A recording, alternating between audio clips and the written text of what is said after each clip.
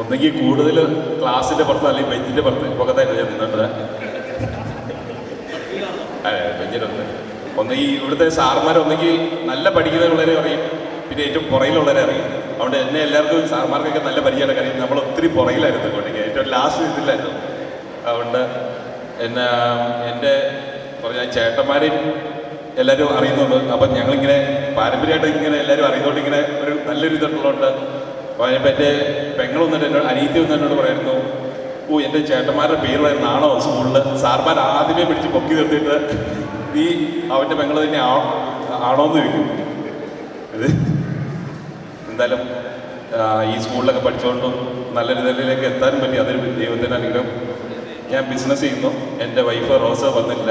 2 കുട്ടികൾ, മൂത്താൾ ടോണി, ഇളയത് ലിയ. ഞാൻ ഷിബു ഐസക്, 10A-യിലായിരുന്നു.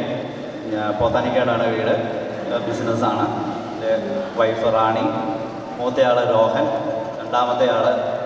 മൂത്തയാൾ ഷോൺ, രണ്ടാമത്തെ ആൾ രോഹൻ. അതിനിടയ്ക്ക് എന്ന് വെച്ചിട്ടുണ്ടായി. ഇപ്പോഴും ഫുട്ബോൾ പ്ലേയൊക്കെ ഉണ്ടോ? പിന്നെ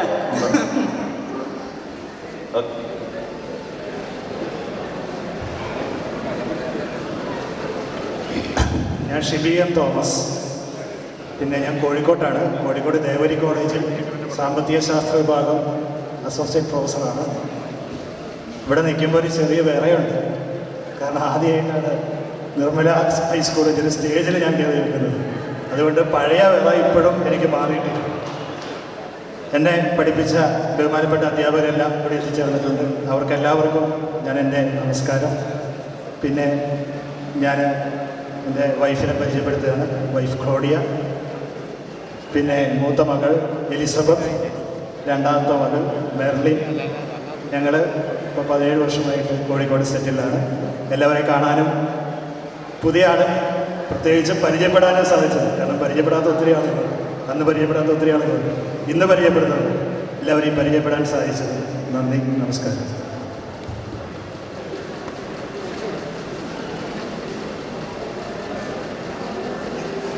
Suresh Kumar MD, Sushil Kumar B, Kenny Mathew, Thomas Abraham, Thomas Antony,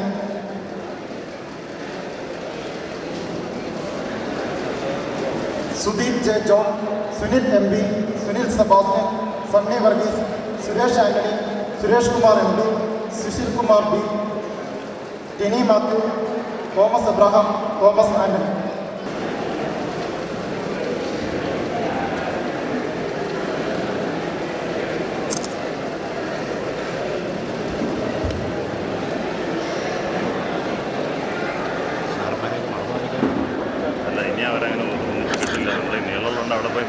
hello, ഞാൻ സുദീപ് ജോൺ, 10B.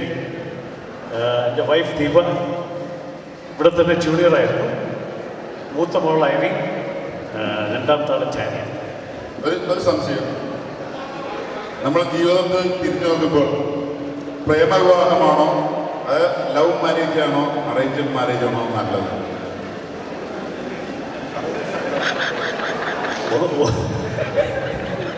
എൻ്റെ ലവ് മാരേജ് ആയിരുന്നു, പക്ഷേ അറേഞ്ച് മാരേജ് ആയിട്ടാണ് നടത്തിയത്. അതുകൊണ്ട് രണ്ടും നല്ല സുഖമായിട്ട് പോകും. രണ്ടുമുണ്ട്. സുദീപ് പോലെ ചോദ്യം, ഈ സ്കൂളിൽ 7ാം ക്ലാസ് മുതൽ തുടങ്ങിയ ബോർഡിങ്ങിൽ ഒരു പ്രേമകാരനാണ്. അതിനെക്കുറിച്ച് ഞാൻ 7ാം ക്ലാസ്സിലല്ലായിരുന്നു.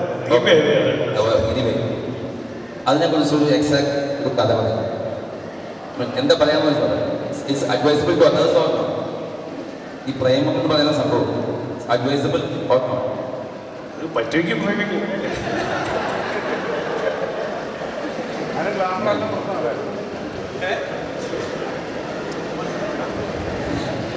എൻ്റെ പേര് തോമസ് എബ്രഹാം. എന്നെ പരിചയപ്പെടുത്തുന്ന ഏറ്റവും എളുപ്പം നമ്മുടെ സ്കൂളിൻ്റെ ചരിത്രം മുതൽ തന്നെ പഴയ റോഡുണ്ടായിരുന്നു, ഒരു ചെറിയ കടയുണ്ടായിരുന്നു, PTM എന്ന് പറഞ്ഞിട്ട്. പറ്റിപ്പ്, തട്ടിപ്പ്, മോഷ്ടിപ്പ്, PTM. അതൊന്ന് പിന്നെ ഉത്ഭവംസ് ഉണ്ടായിട്ടുണ്ട്. സ്കൂളിൽ പഠിച്ചുകൊണ്ടിരുന്ന കാലത്ത് സ്റ്റേജിലൊക്കെ ഒന്ന് കയറണമെന്ന് ആഗ്രഹം ഉണ്ടായിരുന്നു. അന്ന് സാധിച്ചില്ല. ആദ്യമായിട്ട് ഈ സ്റ്റേജിൽ കയറാൻ പറ്റിയ എൻ്റെ കല്യാണ ദിവസമായിരുന്നു.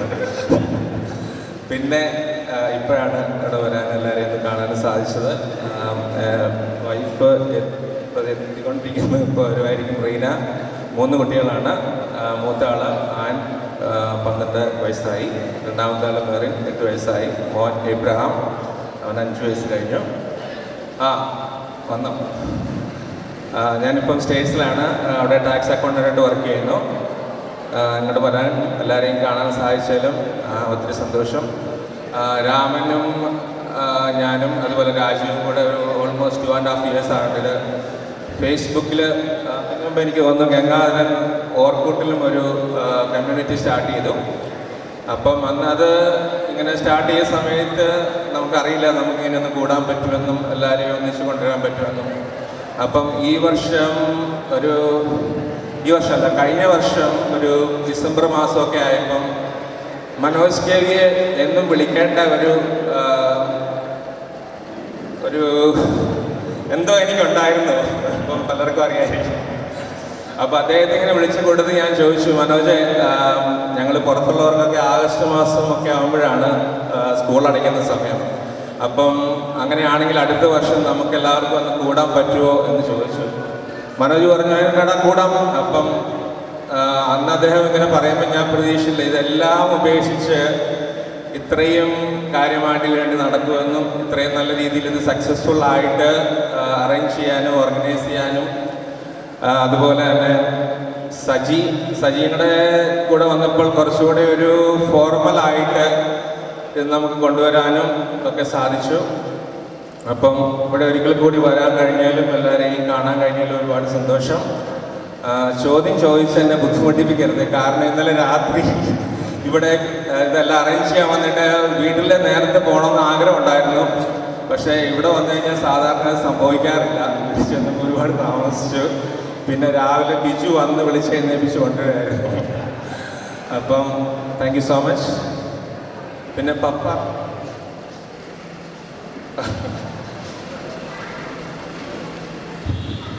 ഹലോ, എൻ്റെ പേര് തോമസ് ആൻ്റണി.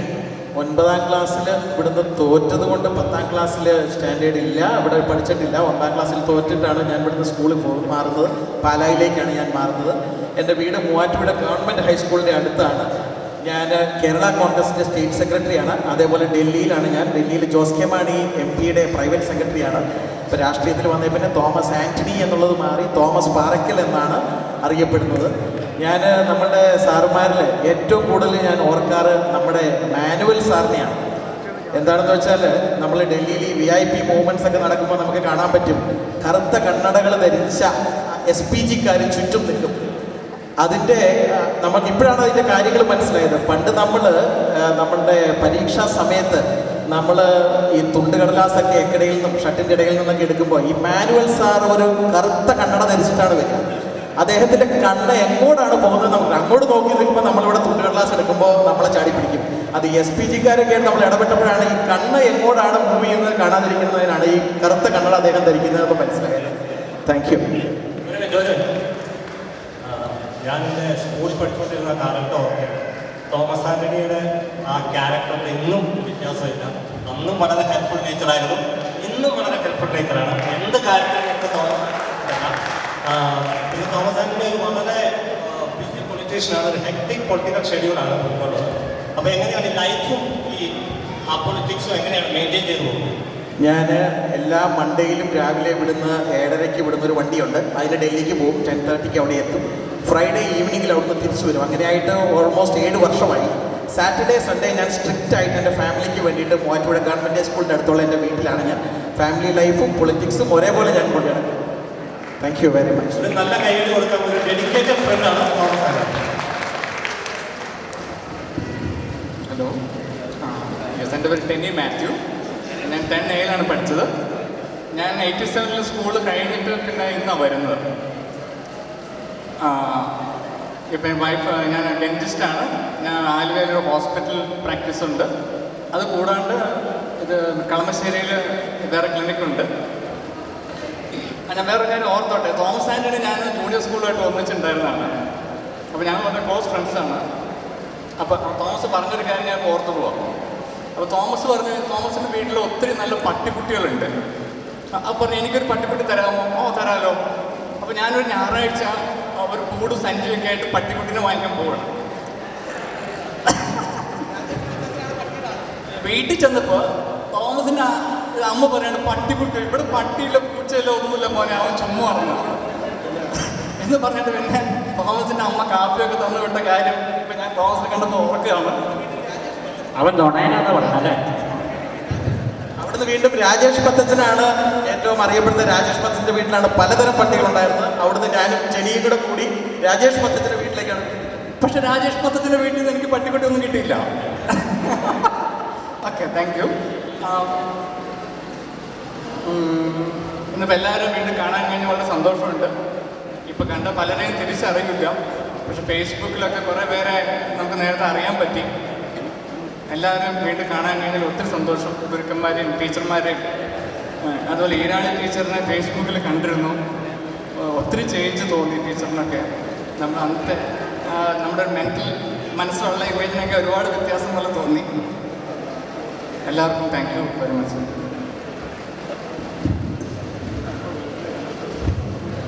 പ്രിയപ്പെട്ട അധ്യാപകരെ, സുഹൃത്തുക്കളെ, എൻ്റെ പേര് സുരേഷ് ആൻ്റണി. 10Bയിലാണ് പഠിച്ചത്. ഇപ്പോൾ ഞാൻ മൂലമറ്റം മൈനർ റിലേഷൻ ഡിപ്പാർട്ട്മെൻറ്റിൽ വർക്ക് ചെയ്യുന്നു. നമുക്കറിയാം, ഒരു പ്രോഗ്രാം സക്സസ് എന്ന് പറയുന്നത് എല്ലാവരും ഒന്നിച്ചു കൊണ്ടതാണ്. അപ്പം ഇങ്ങനെയൊരു ഞാൻ പലപ്പോഴും കൂടുതൽ മുഖങ്ങൾ എനിക്ക് പരിചയമുള്ളതാണ് ഇവിടെ ഉള്ളതുകൊണ്ട്. അപ്പം ഇങ്ങനെയൊരു പ്രോഗ്രാം ഇവിടെ സ്റ്റാർട്ട് ചെയ്ത് ഇതൊരു വൻ സക്സസ്സായി മാറ്റാനായിട്ട് കുറച്ച് പേരെ ഇത് പിന്നെ പ്രവർത്തിച്ചിട്ടുണ്ട്.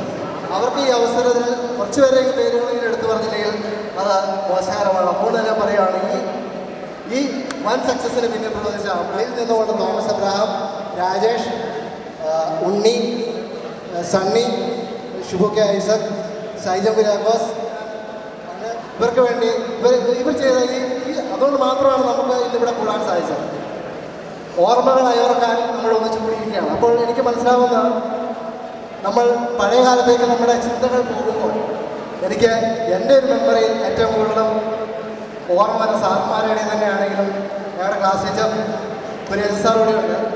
അദ്ദേഹത്തെ ഒത്തിരി ഓർമ്മയുണ്ട്. മറ്റൊന്നുകൊണ്ടല്ല, ഏറ്റവും കൂടുതൽ എംപോസിഷൻ എനിക്ക് തന്നിരിക്കുന്ന കുര്യൻ സാറാണ്. കാരണം ലാസ്റ്റ് ബെഞ്ചിലായിരുന്നു ഞങ്ങളുടെ സീറ്റ്. അപ്പം ഞാനും സുധീവും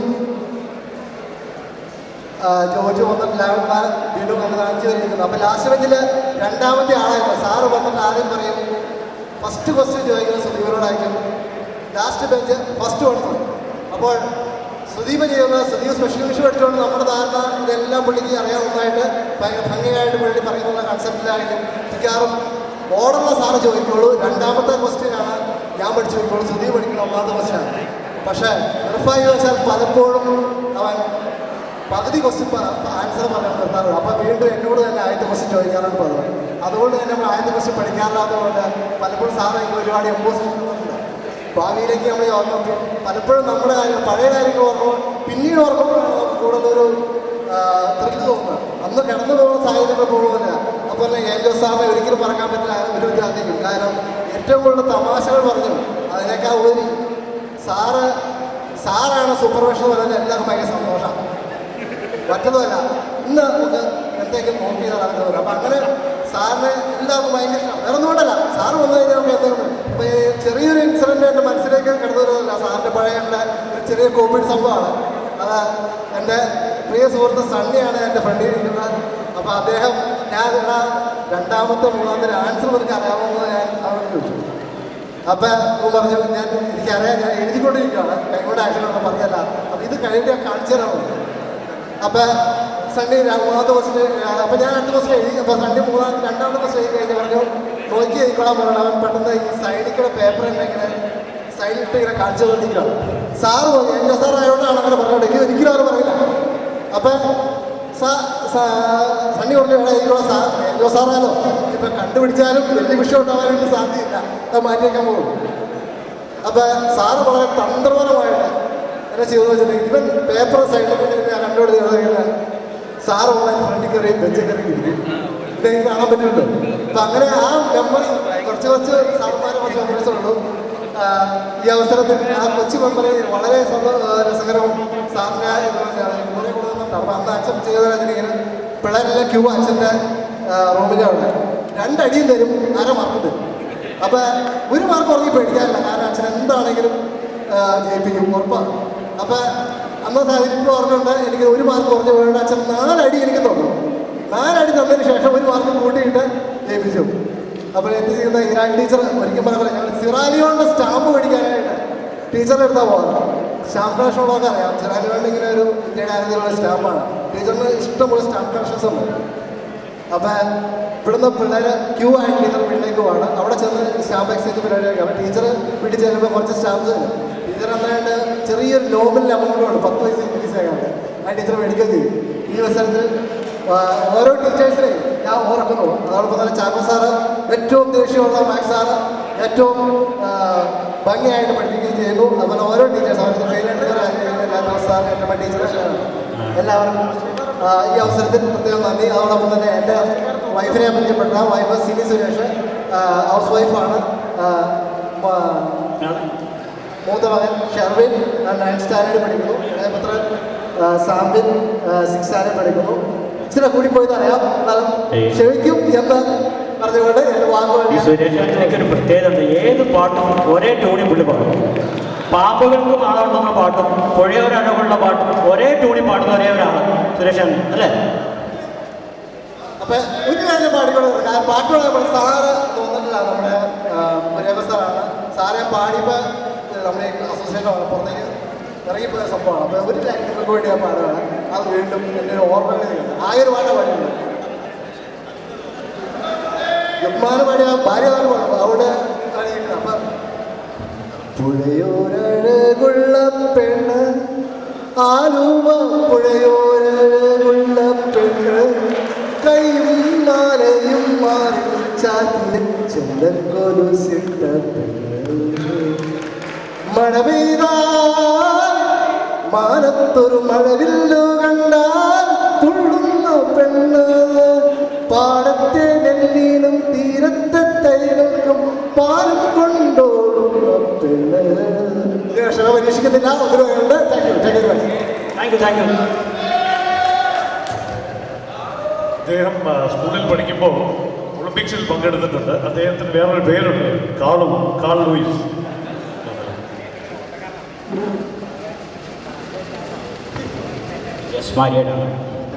സണ്ണി വർഗീസ്. ഞാൻ 10B-യിലായിരുന്നു. ഇതെൻ്റെ ഭാര്യ ലിസി. വളരെ സന്തോഷത്തോടു കൂടിയാണ് ഇവിടെ നിൽക്കുന്നത്.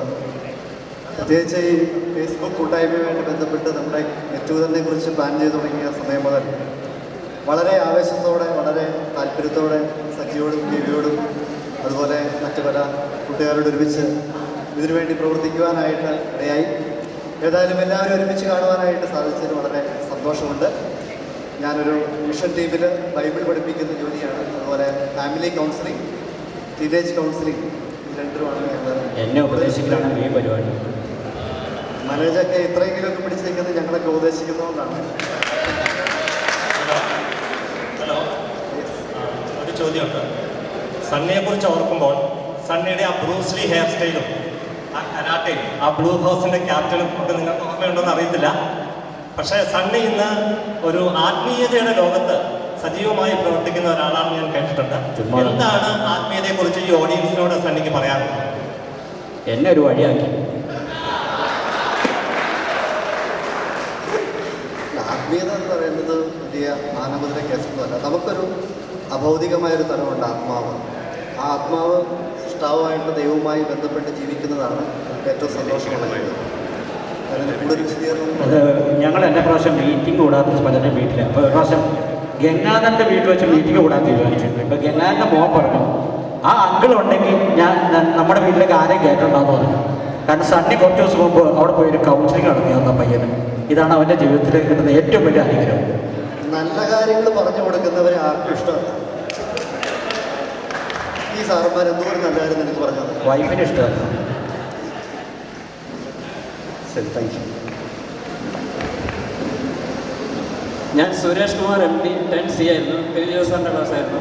ക്ലാസ്സിലെ ഏറ്റവും പൊക്കം കുറഞ്ഞ വ്യക്തിയായിരുന്നു. അതുകൊണ്ട് എന്നും അസംബ്ലിയിൽ ഫ്രണ്ടിൽ നിൽക്കാനായിരുന്നു യോഗം. ഇതിൻ്റെ ഭാര്യ രശ്മി, മൂത്തയാൾ നവനീത് 5ാം ക്ലാസ്സിൽ, ഇളയാൾ മാധവ് 3ാം ക്ലാസ് പഠിക്കും. ഞാൻ ഒരു ചാർട്ടേഡ് അക്കൗണ്ടൻ്റാണ്. ഇപ്പോൾ ദുബായ് പോർട്സ് എന്ന് പറഞ്ഞ കമ്പനിയിൽ വർക്ക് ചെയ്യും. ഭാര്യ അസംബ്ലിയിൽ ഫ്രണ്ട് റോയിൽ തന്നെ ആയിരിക്കും. കേട്ടില്ല? ഭാര്യ അസംബ്ലിയിൽ മുൻനിരയിൽ തന്നെ ആർന്നായിരിക്കും അല്ലേ? ഭാര്യയും എന്നും അസംബ്ലിയിൽ ഫ്രണ്ട് തന്നെയായിരുന്നു. ഉദാഹരണം ടൈം ഡിയിൽ സിസ്റ്റേഴ്സിൻ്റെ ക്ലാസ്സിലായിരുന്നു. അന്നും എനിക്ക് സിസ്റ്ററിൻ്റെ സബ്ജക്റ്റ് വളരെ കട്ടിയുള്ളതായിരുന്നു. എന്തായാലും ഞാൻ ഇവിടുന്ന് പോയതോടുകൂടി സയൻസ് ഉപേക്ഷിച്ചു.